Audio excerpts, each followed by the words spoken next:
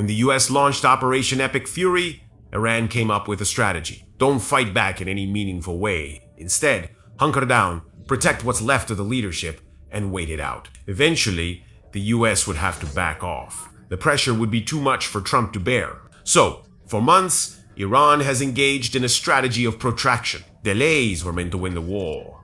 Instead, they're going to cost Iran everything. The longer Iran fights, the weaker it gets. And the real kicker for Iran is that Trump and his cabinet planned all of this out. And Iran doesn't know that its own strategy is ultimately what will destroy the regime. Sounds crazy, right? On the surface, Iran's strategy of protraction and delays seems to be working. Iran made its bet as early as March 10th. They're refusing to buckle and simply absorbing. US strikes would be enough to score the win. Sure, Iran would go on the attack. Missiles and drones launched at Gulf nations would show it had some firepower. But those attacks were less about the damage done and more about the pressure the damage created on the Trump administration. The same goes for the Strait of Hormuz, blockading merchant ships with a combination of drones. And fast boats was all part of the pressure came. And as oil prices rose, as they did following the blockade, regularly reaching the $100 per barrel mark and beyond, Trump would really start to feel it. And indeed, for a while. According to EU perspectives, the first 100 days of the Iran war forced the European Union to absorb a $54 billion surge in energy costs as prices were driven up. Behind the scenes, European leaders would have grumbled among themselves and made overtures to Trump that it was time to end his war. In public, Trump blasts many of those same leaders for failing to help the US finish the job against Iran. As early as March 17th, Trump was telling the world that NATO leaders were making a foolish mistake by not helping. He bemoaned how the US would be expected to come to their aid in times of need, but they wouldn't do the same for the US division was rife. And that would have had Iran's regime believing that the delay and deny plan was working. Stay the course would become the mantra. Whenever negotiations started, throw out unreasonable demands. If the US struck again, retaliate against its Gulf allies and declare that Iran won't be broken. Just keep on extending the length of the war and Iran would come out on top. Battered, bruised, but with its regime intact. Nothing has changed in the Iranian response. In August, a senior advisor to the Islamic Revolutionary Guard Corps, Mohammad Reza Naqvi, told PBS NewsHour, one way is to prolong this war until we get to the next term of the presidency and cause attrition, so that if anyone else wants to attack Iran, they will know there is a cost. When talking about Iran's strategy, there it is. In a nutshell, the genius move by Iran's regime: prolong the war as much as possible, and the US will eventually crumble. A literal trump card, if you will. But what Iran didn't know is that Trump had a card of his own up his sleeve. The US president has pulled off in a no reverse and is now using Iran's own strategy against it. And that trump card that Iran thinks it has, Trump deliberately handed that card to Iran, allowing the regime to play it in the final and fatal move that will lead to the collapse of the mullahs. At least, that's according to 25-year U.S. Army veteran James Jake, an adjunct professor at the Institute of World Politics, as well as the director of the Douglas and Sarah Allison Center for Foreign Policy Studies. Carafano says that Iran's biggest mistake was failing to understand that Trump knows far more about what he is doing than anybody seems to give him credit for. The president is one of the most experienced leaders in the world. He has effectively overseen a diverse range of military operations.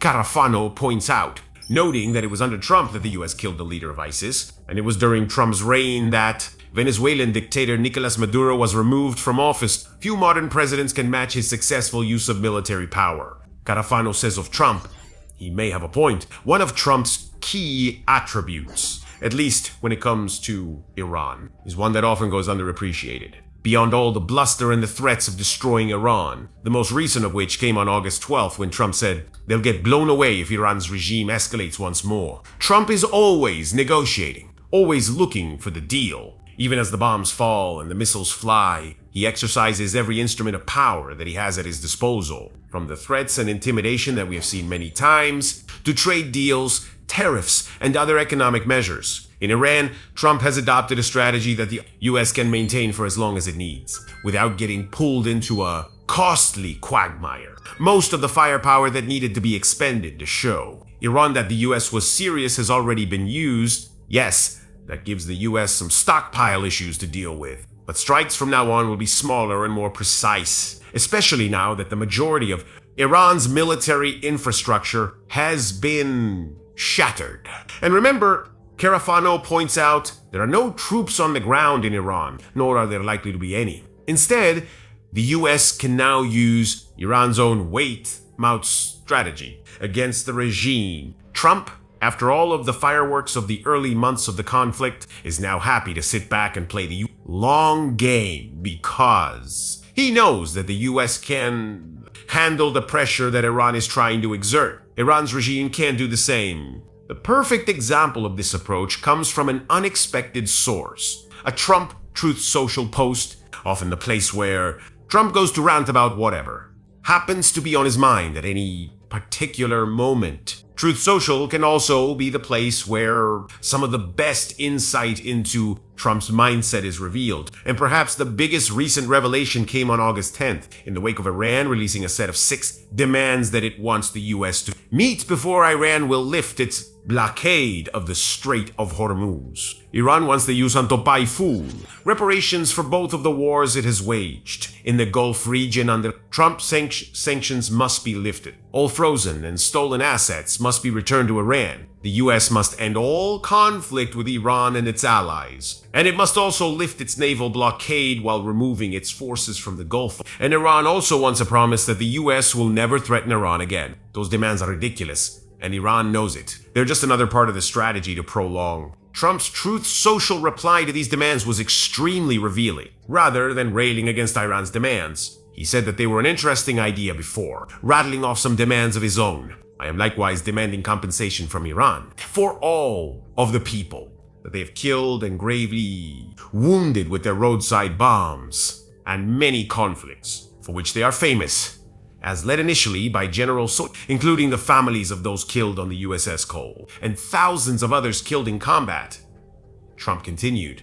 Additionally, compensation should be paid to the families of the hundreds of thousands of innocent protesters that Iran has killed over the last 50 years. Not to mention the 52,000 that have been killed in the last 5. Manzu, we can almost detect a hint of sarcasm in these remarks, and that's the whole point. With these posts, Trump showed Iran's regime that it had been played. The US president knows that his demands are as unfeasible as those that Iran sent. He's delaying, prolonging, just as Iran has been doing. This is a switch up that nobody in Tehran would have seen coming, as Trump has just made it clear that he is as prepared to sit back and wait it all out as Iran's regime. Yes, strikes may still happen. The August 12th threat we mentioned earlier demonstrates that. But even in that threat, we see Trump saying that the US will strike if Iran escalates. America isn't trying to beat Iran into submission anymore. Why?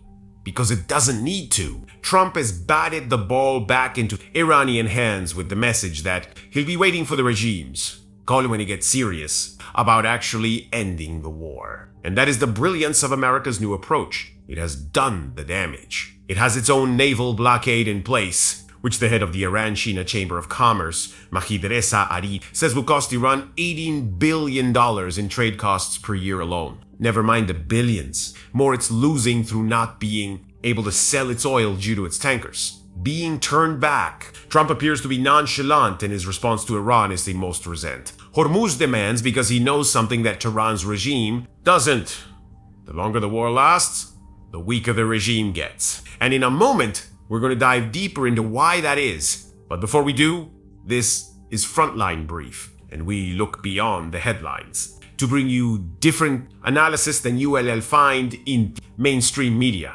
If you like what you see, don't forget to subscribe and enable notifications. 4 factors at play have led to the US turning Iran's strategy back around. The first is also the most obvious. Prolonging the war means the immense economic damage done to Iran only gets worse. The US is fully aware of what it's doing to Iran's economy. On August 10th, the Jerusalem Post reported on a quip from America's ambassador to the United Nations, Mike Waltz. who said that Iran fears U.S. Treasury Secretary Scott Bessent more than it fears Secretary of War Pete Hegseth when they're coming to the table with our negotiators. They are talking about cash, because they will absorb the bombings, Waltz revealed. We see that in the list of demands. 4 of the 6 are about money. It may seem like 3, but when Iran demands that the U.S. lift its Hormuz blockade, it's really saying, please, let our oil ships out so we can make some money. That blockade is doing its job. We already mentioned the $18 billion per year. Price tag added to importing goods alone. Add that to $4.8 billion up to May and billions more since, and you start to see a problem. No ships are leaving Karg Island right now either. That small island is Iran's main oil export terminal, and it's a dead zone because there's no point loading a ship that is only going to get turned back around when it hits the blockade. The point we're making here is that money isn't coming into Iran right now, and that's just the start of Iran's problems. The country's economy is already in the toilet. They're the plummeting oil exports, which the American Coalition Against Nuclear Iran estimates were down to 65,000 barrels per day in May. Iran was selling 2.12 million barrels daily before the war. Add to that the sharpest economic contraction in 38 GR's fourth regime to deal with. The International Monetary Fund expects a 5.4% contraction in Iran's economy by the end of the year. The rial is trading at around 190,000 rials per US dollar. Inflation is at an ATR high, and Iran is losing jobs at a rapid pace. 630,000 jobs in manufacturing alone have disappeared since the US began the war, and around 1 million in total have gone, leaving a huge segment of Iran's population unemployed and angry. None of this goes away with Iran's attempts at stalling. It only gets worse, leading to angrier people, more economic pain, and a regime that sees nothing but moths when it opens its wallet to fund further fighting, just as Trump and his administration are counting on. This economic destruction is accompanied by a second factor that is almost as damaging. Iran. The loss of its strategic relevance. For decades, Iran has been one of the biggest bullies in the Middle East. It has exerted its influence through threats, both directly from the regime and via its network of proxies throughout the region. Again, Iran thought it could play on that to do more damage. With more time, the Houthis in Yemen could impact Red Sea traffic. Hezbollah and Hamas, though both still tied up with fighting against Israel, could cause chaos and Iran could follow through on its long-standing threats with attacks against its Gulf neighbors. Everybody else would back down, leaving the battle of wills to be fought between the US and Iran. That's not how things are working out. The proxies haven't provided Iran with the strategic advantage that it thought it had, leaving the regime with Hormuz to use as leverage, and we've seen the US response there. The rest of the Gulf is also in the midst of transforming in more ways than one. For instance, Saudi Arabia and the United Arab Emirates, or UAE, are locked in a rivalry for everything from talent and money to regional leadership. That seems like it should be good for Iran. It isn't. What it actually means is that both of these Gulf states are investing heavily in themselves at a time. WHEN, Iran is being bled dry financially and sticking with Saudi Arabia. It has recently taken things a step further to establish itself as a regional power that can actively hurt Iran. On August 7th, Saudi Arabia and Pakistan signed the Mecca Joint Defense Agreement, which is best described as Asia-NATO. It certainly seems to be following the NATO blueprint, as the agreement has a collective response clause similar to NATO's Article 5, and invitations are already being made for other nations to join. So, Iran faces a future where its ragged network of proxies is going to come up against entire nations operating under a framework where all come to the defense of anyone that is attacked. The regime's attempts to create a regional hegemony with Iran at its core are falling apart. Even the Hormuz leverage that Iran had earlier in the war is disappearing due to the American blockade.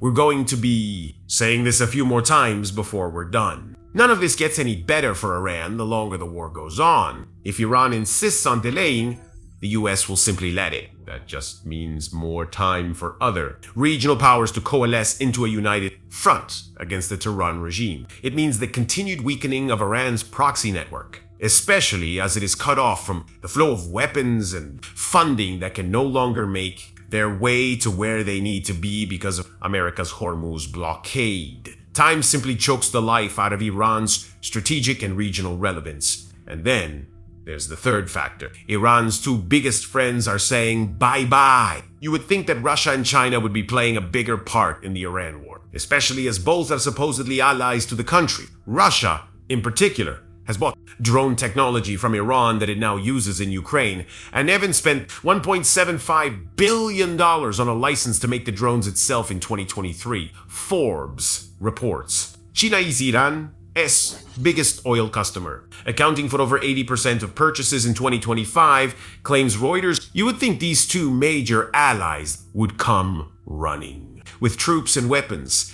the moment the US attacked, but neither has. Sure, there have been token efforts to help. China is selling some shoulder-mounted rocket launchers to Iran in a shady deal, and Russia's provided electronic intel. But when it comes to actual war-changing intel, both are leaving Iran to its fate. A saying about lying with dogs and waking up with fleas comes to mind, just as Iran uses its proxies for its own ends in the Middle East. So todo.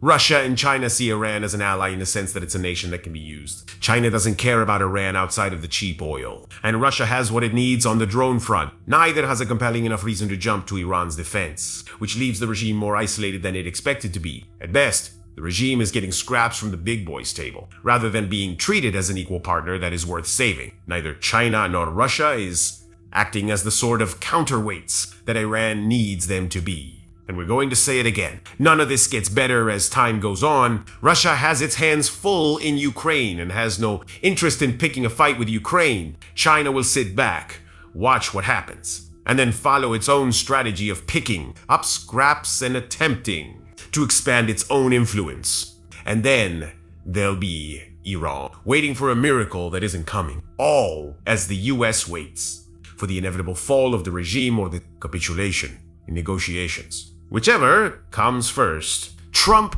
doesn't mind. And finally, the last factor. No matter how long Iran waits, it isn't magically going to end up at a point where it can even come close to matching its enemy shot for shot. The regime has been outmatched from the start in terms of pure combat power. The only chance Iran would have to do some serious damage is if the US launches a land invasion. At least in the 610,000 active personnel in Iran's military, it's 350,000 reserves. And its 220,000 paramilitary forces could be of some use. But they aren't there, just doing nothing outside of trying to combat airstrikes with a degraded air, defense network, or launching missile and drone attacks. In Hormuz or against Gulf neighbors, Iran can't even keep that strategy up for too long. Its manufacturing base has been crippled, as we touched on earlier. So it's not like the waiting game gives it a chance to replenish its missile stockpiles to any serious degree. Drones, maybe, but the real firepower isn't coming back. The US has burned through a lot of missiles and bombs, too, but it's also thousands of kilometers away from Iran, isn't being actively attacked, and can rebuild as it needs to. Another reason why that old refrain rings true: the longer this goes, the worse it is for Iran. Combine all of these factors, and Iran has two options left: fight and fail or wait and fail. There isn't much fight left in Iran that can do serious damage to the US. So that leaves waiting. The strategy Iran settled on from the start. The same strategy that has become Iran's biggest weakness. All that the Trump administration has to do now is wait. Trump knows that Iran has already lost the war. The regime just has to figure it out for itself before it's too late. We are now charting the slow demise of Iran's regime, and we'll be doing that every day with new videos highlighting the latest developments in the Iran war. If you want to keep up with our analysis, then hit the subscribe button and enable notifications so you never miss a video from Lo Cianaro.